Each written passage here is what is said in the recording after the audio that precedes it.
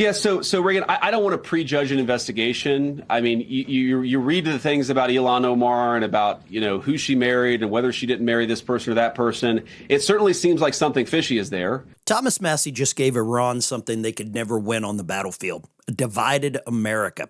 And while Trump is trying to keep maximum pressure on Tehran, U.S. forces are operating in one of the most dangerous regions on earth. And while Iran is watching every crack in Washington, D.C., Republicans just joined Democrats to move against Trump's Iran authority.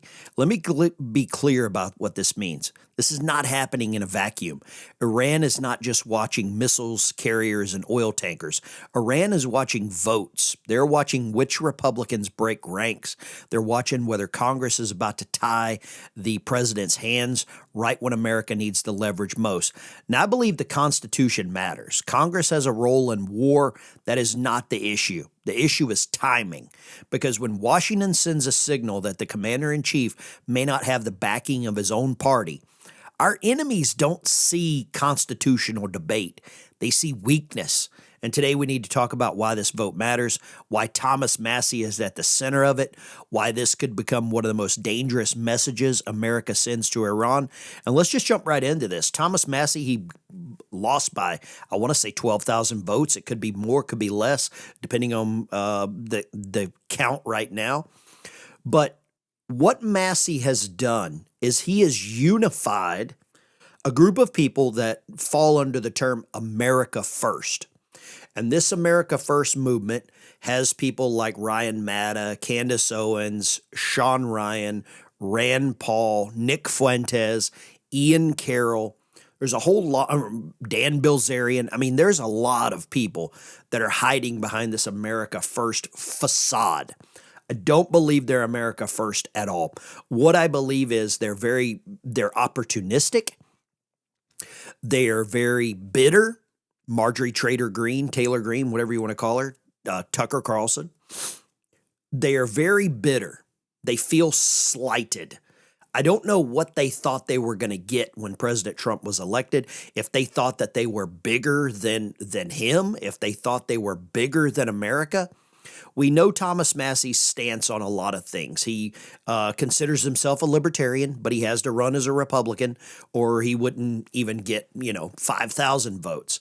But he lost this major election in Kentucky. Kentucky has other problems, but hopefully they get through this. Now, on the eve of this election in Kentucky, members of the Senate, they have been doing a daily vote to advance a resolution limiting military action against Iran unless this is approved by Congress. So now this is going to come to a vote. The Republicans who voted yes are the same old Republicans that we know about that are just adamantly against anything that the President of the United States pushes. We've got Cassidy, Collins, Murkowski, and Paul. Now, the big name there is Cassidy. He's Louisiana senator that just got voted out. And previous to this, he had sided with the president, but he's feeling a little bitter. He's disgraced. Soon-to-be former Senator Bill Cassidy shows his true colors after being defeated by switching his vote. So he's going to take his toys and run home. And this is an AI-generated image or clip here from a muse over on X. And you got to go follow this guy. He keeps up with some of the politics that's really happening at a real-time pace. But this is so true. This guy feels bitter.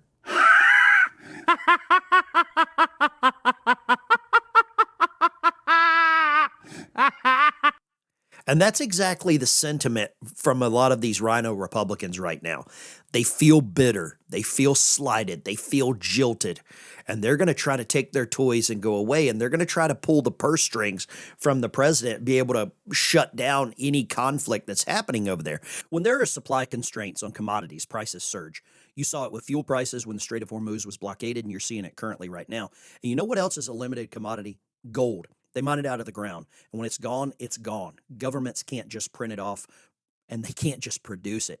And that's why everyone from central banks to savvy savers are diversified with gold, and myself included. I've reached a great partnership with Birch Gold. And if you've been thinking about it, this is the time to get in right now. Gold is at $4,600 an ounce. Not only that, silver's about $81 an ounce. You've got platinum over $2,000 an ounce.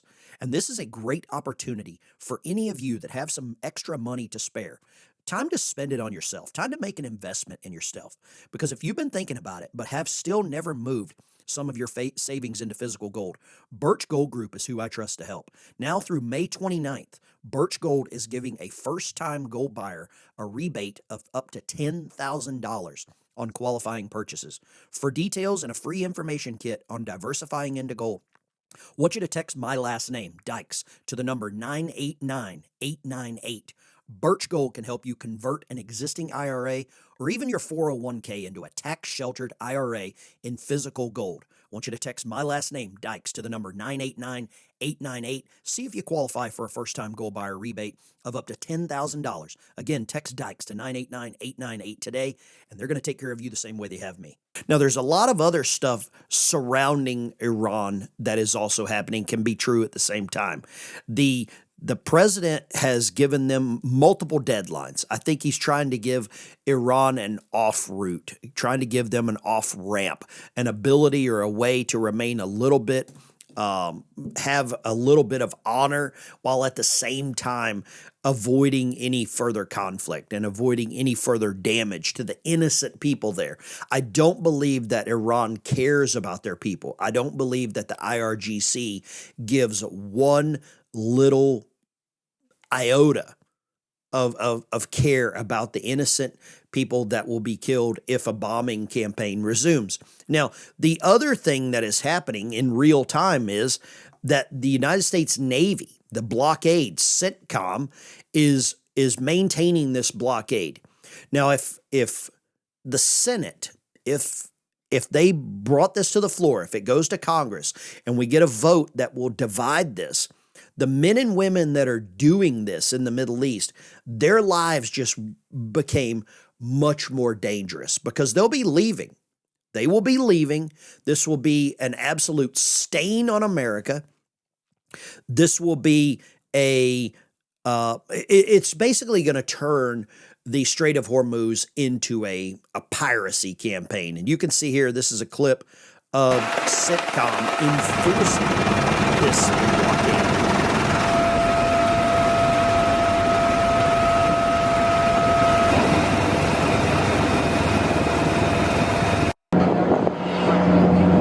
See the flares going off there just in front of this tanker. So if this is to happen, the men and women that are there in the Middle East suddenly get drawn back. They get sent back to wherever they were stationed at. They send all these ships back to a home port. What does this do to the Strait of Hormuz? What does it do to Iran? I think Iran gets a major win. They get everything they wanted for nothing. Well, at the cost of Congress and the Senate, and basically all of these crybabies that lost their election, lost their primary on Tuesday. And this is Cassidy, this is Massie, Raffensperger out of Georgia. I mean, there is a laundry list of RINO Republicans that didn't think they were going to lose. They thought they were running under this guise of this America First campaign. It's not true. Now, one of the big losers out of this whole thing could very well be Ilhan Omar. And Ilhan Omar is really facing some tough investigations right now.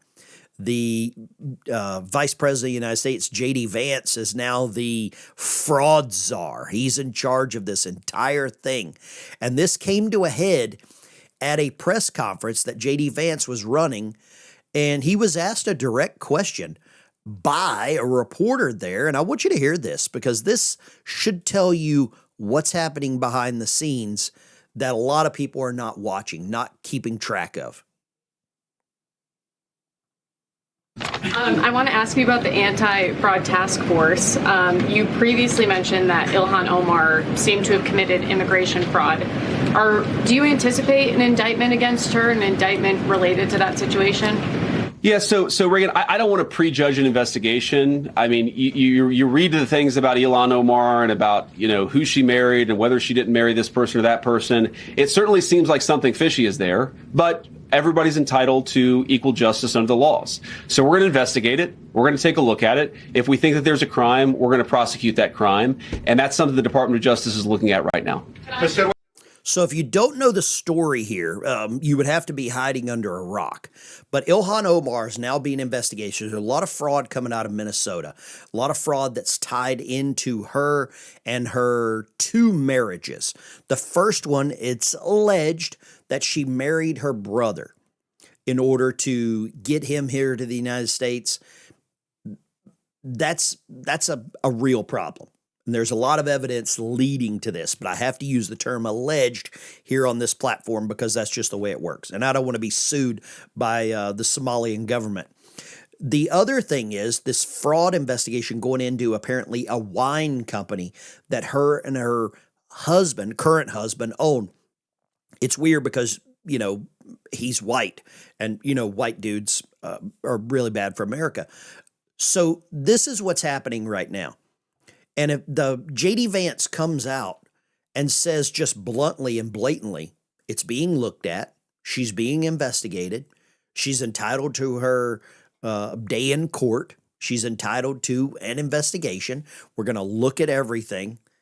But leave a comment down below. Do you think this is the right move?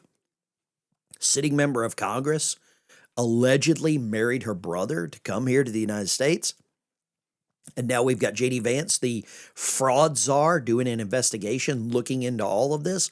I think we're going to see more information coming out over the next couple of days about Ilhan Omar. The problem I see on the horizon for the president right now is these anti-America first people. Thomas Massie, Bill Cassidy, Rand Paul, Raffensperger, a laundry list of them. They are going to form a coalition the same way that the Seditious Six formed this coalition. And they're going to start working together. And they're going to start working behind the scenes. And they're going to start plotting for something. The midterms are coming up. They feel scorned. They feel slighted. And I think they're going to ramp up their rhetoric. And in all of this, the only people that they're really hurting are Americans, you and I. And the only people they're really helping are bad actors like Iran. That's the face of it. That's the facts. If you disagree with that, I'd love to read your comments down below. Leave a comment there. Do you think this is a good move by the president? Investigating Ilhan Omar. Do you think it's the right thing to do? Do you think Massie, Cassidy, and all these other losers are just going to get more sneaky? That's what I really think is going to happen. Thanks for watching. Appreciate it. Smash the like and subscribe button. I will see you in the next one. Take care. God bless America.